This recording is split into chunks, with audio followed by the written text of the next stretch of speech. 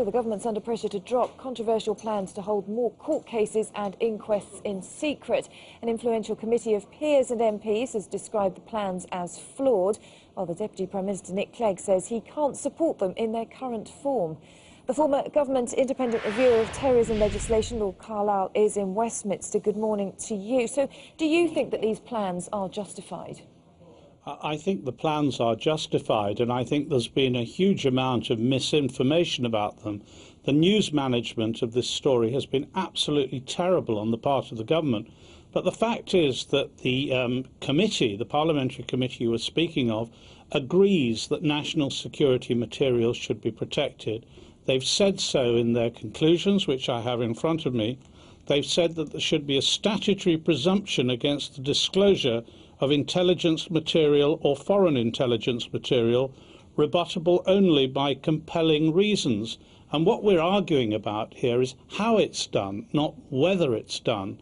If the government had been ahead of the story, then we would not have had all this politicisation of what is an extremely important issue, which could result in terrorists going free and being given compensation by the government. What you say about the politicisation, Nick Clegg is one of those who says that he can't support the plans as they stand, so you don't agree with him on that?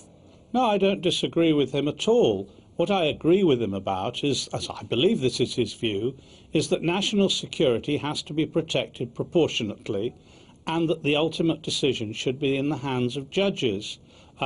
Quite what means are used to achieve that are another matter. The Green Paper, which Mr. Clegg appears to have disowned, was, as I understood it, a Green Paper that he supported when it was issued, and we really do need some consistency from the government on these issues and a proper part played by the government in the narrative before the political criticism starts, much of it very poorly informed, I'm afraid. And isn't all of this just going to show of the tensions within the coalition? Oh, I've no idea about the tensions within the coalition. I'm not here to discuss the politics of it. I'm here to discuss the best means to save the lives of British people, to ensure that terrorists do not run on our streets, and to ensure that taxpayers' money, our taxpayers' money, is not paid in damages to people who don't deserve it just because of some procedural difficulties which I believe can be overcome easily. We need to find the right method to overcome those procedural difficulties in court. And are you certain that these current plans strike the right balance between protecting national security but also ensuring that we keep this policy of open justice? Well, this is art, not science, so nobody can be certain that we're always striking the right balance. I don't know what the current plans are because we have not seen a draft bill. There are now two major national security issues on which we were told there would be either a bill or a draft bill in the Queen's speech. That seems uncertain. There's going to be another long period of consultation over draft legislation. These arguments have been had with the last government in power. They've now been had twice with this government in power. We really need to get on with the legislative process, which is being delayed. And I believe that really those who disagree very strongly about what method should be used are dancing on the head of a pin. But there are accusations that it hasn't been proved that the current system doesn't work, this public interest immunity system. Well, that's nonsense. The current system does not work, and the committee, the parliamentary committee, has concluded that it's inadequate. They've called for more legislation, more statutes to ensure that this is regulated.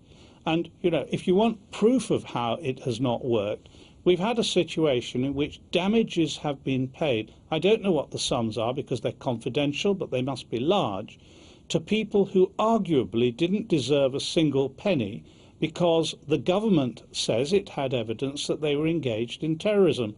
However, they were not able to put that evidence before a court because there were national security issues, including the protection of people's lives, I would hazard a guess at, which could not be given under the present court procedures. That cannot be right, and I do not believe that any rational MP would think it was right.